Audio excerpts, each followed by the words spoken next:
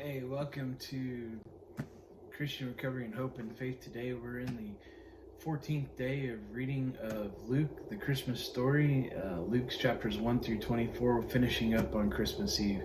Hope you guys have enjoyed reading along with us, and you continue to read along with us every single day. If you've fallen behind, it's okay. Go back and watch the other ones. I will put the video link up top here so you can see it right up there, and you can go back and watch the ones that you've missed, or if you haven't watched any of them, go back and start with chapter 1 and catch up to where we are in the day's progress, and continue to follow along with us. If you happen to be watching and it's outside of the Christmas season, it's fine. You can choose to watch a single day every single day for 24 days, and you can still get the Christmas story and read all of Luke through these 24 days. So I hope that you enjoy, and here we go. We're going to start with Luke chapter 14 today. One Sabbath, when he went to dine at the house of a ruler of the Pharisees, they were watching him carefully. And behold, there was a man before him who had dropsy. And Jesus responded to the lawyers and Pharisees, "Is it lawful to heal on the Sabbath or not?" But they remained silent. Then they took him and healed him.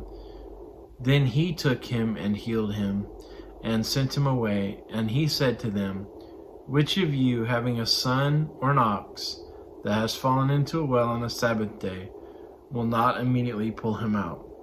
And they could not reply to these things.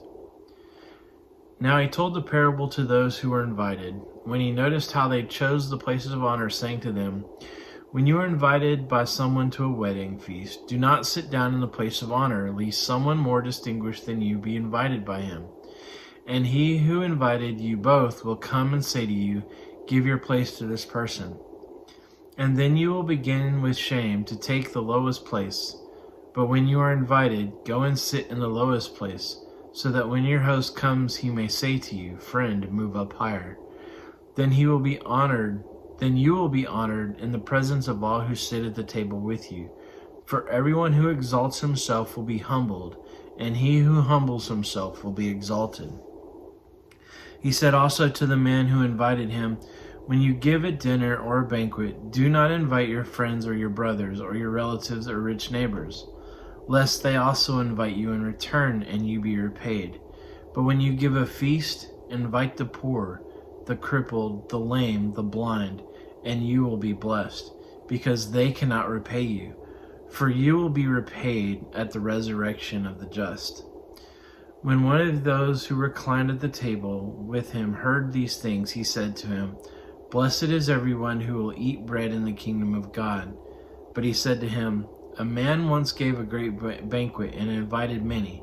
And at the time for the banquet he sent his servants to say to those who had been invited, 'Come, for everything is now ready.' But they all alike began to make excuses. The first said to him, 'I have bought a field and I must go out and see it. Please have me excused.' And another said, 'I have bought 5 yoke of oxen and I go to examine them. Please have me excused.' And another said, 'I have married a wife, and therefore I cannot come.' So the servant came and reported these things to the master. Then the master of the house became angry and said to his servants, 'Go out quickly to the streets and the lanes of the city, and bring in the poor and the crippled and the blind and the lame.' And the servant said, 'Sir, what you commanded has been done, and still there is room.' And the master said to the servants, 'Go out to the highways and the hedges, and compel people to come in, that my house may be filled. For I tell you, none of those men who were invited shall taste my banquet.'" The cost of discipleship. Now great crowds accompanied him, and he turned and said to them, "If anyone comes to me and does not hate his own father or mother and wife and children and brothers and sisters, yes, even his own life, he cannot be my disciple. Whoever does not bear his own cross and come after me cannot be my disciple. For which of you, desiring to build a tower, does not first sit down and count the cost, whether he has enough to complete it? Otherwise, when he has laid a foundation, and it is not able to finish it, all who see it begin to mock him, saying, This man began to build and was not able to finish. Or what king going out to encounter another king in war will not sit down first and deliberate whether he is able with 10,000 to meet him who comes across with him with 20,000? And if not, while the other is yet a great way off, he sends a delegation and asks for terms of peace. So therefore, any one of you who does not renounce all that he has cannot be my disciple.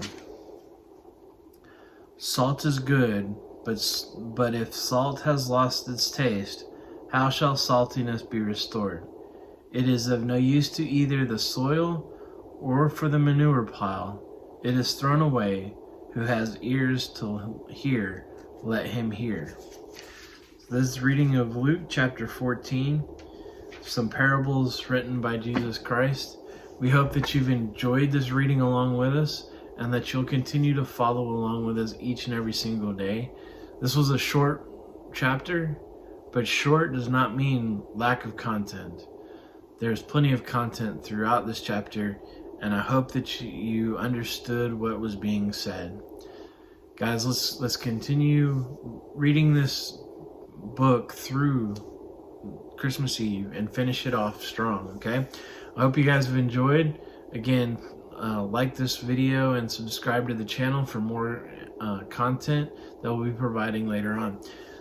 We're just doing we're taking a break and doing these 24 videos for the Christmas season, and then we'll get back to doing some other videos. I actually have some stuff planned out right after the Christmas season, so I hope to see you guys then. All right, y'all be blessed, and we'll see y'all tomorrow.